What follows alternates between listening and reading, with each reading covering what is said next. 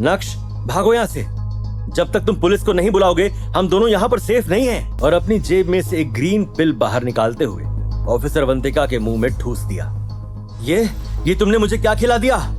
अरे मैडम, आप कितना सोचती हैं? आपको जहर नहीं दिया है, आप चिंता मत कीजिए। ये तो बस मसल टिश्यू सॉफ्ट करने वाली पिल है। सॉरी सर, मुझे नहीं पता था कि आपके साथ है। मुझे सॉरी बोलने से क्या होगा? जल्दी से मेरे गॉडफादर से माफी मांगो। गॉडफादर? सरप्राइज अंदाज में वो स्टाफ मेंबर नक्श को देखने लगा। हालांकि पार्टी में आने से पहले नक्श तैयार जरूर हुआ था, लेकिन उसकी सिंपल क्लोथिंग और हाथ में एक छोटा सा बॉक्स देखकर उस स्टाफ मेंबर को लगा कि नक्श किसी बिग शॉट का बॉडीगार्ड है। तुम्हें इन्हें गॉडफादर बुलाने की कोई जरूरत नहीं है, ये सिर्फ मेरे गॉडफादर हैं। तुम इन्हें नक्श साहब बुलाओ। आई एम सॉरी नक्श साहब, इसमें तुम्हारी कोई गलती नहीं है। जाओ और अपना काम करो। अब खड़े खड़े देख क्या रहे हो? जाओ यहाँ से। अरे देखो देखो, उर्वशी बेहोश हो गई है। उस आवाज को सुनकर बाकी के गेस्ट्स भी घेरा बनाकर उर्वशी के सामने खड़े हो गए और धीमी आवाज में डिस्कशन करने लगे। भीड़ को तितर बितर करते हुए जब इरफान भाई सीन पर पहुंचे तो उनकी आंखों के सामने एक खूबसूरत औरत जमीन पर पड़ी थी। क्या चल रहा है? क्या तुम इन्हें जानते हो?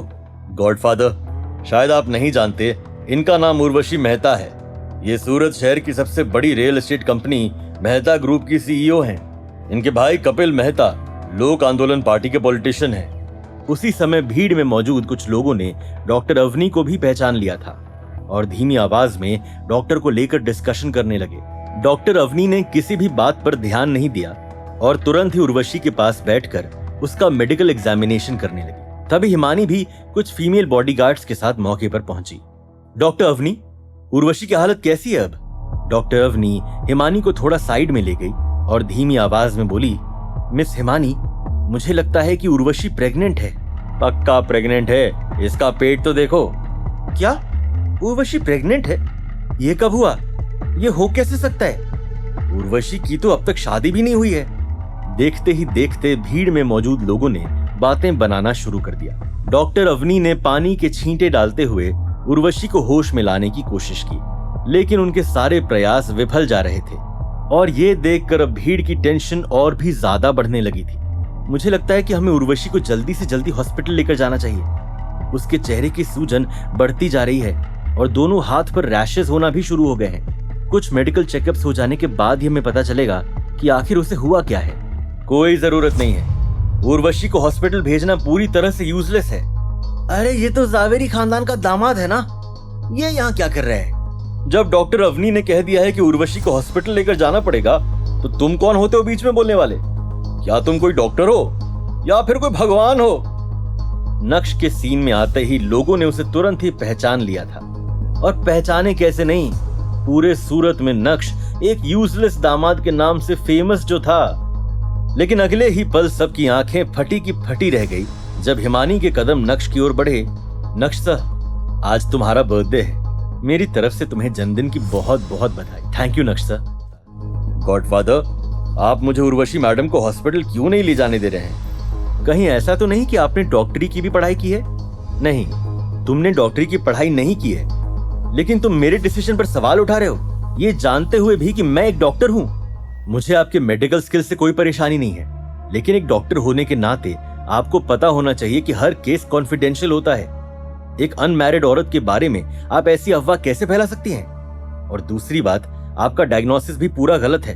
Miss Himani, Urvashi is critical और ये आदमी बकवास किए जा रहा है। अगर वो सच में प्रेग्नेंट है तो हम उसे कोई भी एंटीडोट नहीं दे सकते, इससे बच्चे की जान को खतरा हो सकता है। लेकिन इसकी हिम्मत तो देखो, डॉक्टर अवनी से सवाल जवाब कर रहा है।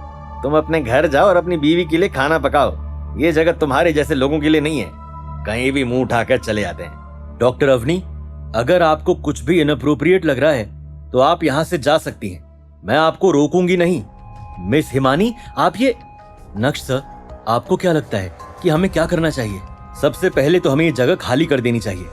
आप सभी लोग उर्वशी को इस तरह घेर कर खड़े हैं, उसे सांस कहां से आएगी? ये बोलते हुए नक्श ने अपने हाथ से इशारा किया जिससे सभी लोग उस जगह से हट जाएं। इशारे को पढ़ते ही इरफान भाई ने सभी को वहां से हटाना शुरू किया और उर्वशी के लिए एक अच्छा खासा स्पेस बना दिया। हिमानी, क्या तुम यहाँ आ सकती हो? नक्श सर, क्या आप मुझे बता सकते हैं कि मिस उर्वशी को क्या हुआ है? बिल्कुल, लेकिन उसके लिए मुझे उर्वशी की बॉडी की एग्जामिनेशन करनी होगी। लेकिन एक बात मैं यकीन के साथ कह सकता हूं कि ये प्रेग्नेंट नहीं है। ये बोलने के बाद नक्श ने इरफान भाई की ओर देखते हुए कहा, आप पता लगाइए कि उर्वशी ने यहाँ आने के बाद क्या खाया पिया। क्या हॉस्पिटल ना भेजकर उर्वशी और उसके बच्चे की जान को दांव पर लगा देगा नक्श?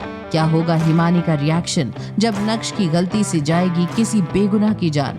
ये जानने के लिए देखिए अगला एपिसोड सिर्फ पॉकेट एफएम के यूट्यूब चैनल पर, और इंस्टा एम्पायर के सारे एपिसोड्स को सुनने के लिए डिस्क्रिप्शन में दी गई लिंक से डाउनलोड कीजिए पॉकेट एफएम ऐप।